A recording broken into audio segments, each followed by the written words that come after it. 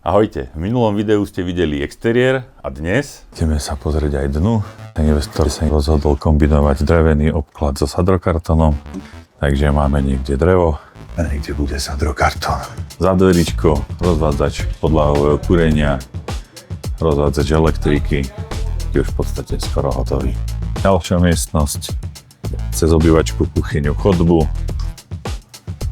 naľavo izba, ako som spomínal, stena sadrokartón, drevený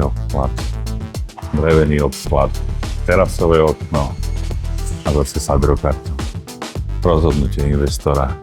Ďalšia miestnosť, ktorú v danej budove máme tu šatníček, dosť priestranný, miestnosť 1,80 m, skoro 2.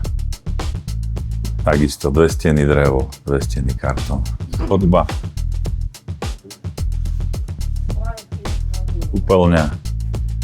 2 umývadlá, vecko, sprchový kút.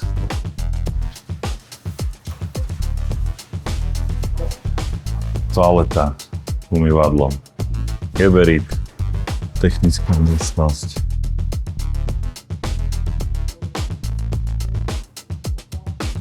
Po finále to nebude technická miestnosť, skôr by som povedal, že to bude miestnosť, kde budú sa skladovať nejaké veci, prípadne technológia, výlez do podkrovia. V tomto projekte máme veľkorysé podkrovie.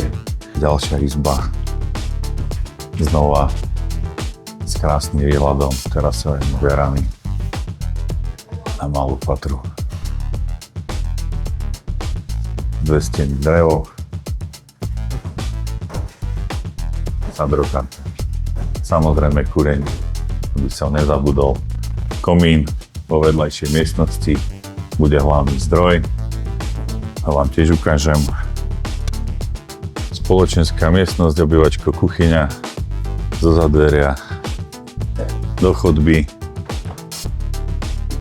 Tu sme vyriešili priznanie šikmej strechy, stropy, chlapci akurát obkladajú.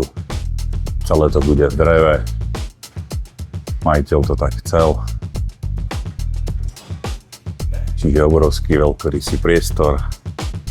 Kachle, ako som spomínal, zatiaľ naše dočasné, aby sme tu vedeli fungovať v týchto časoch, v tejto teplote. A pozrite sa na výhľad cez hliníkový HSC portál. Samozrejme ešte svetlo, máme ďalšie okienko, štítové, takže skrátke zatiaľ toto. Na dnes všetko, ak by ste mali záujem o podobné stavby zo Zrubu, neváhajte nás kontaktovať, radi vám vysvetlíme veci, ktoré vás zaujímajú.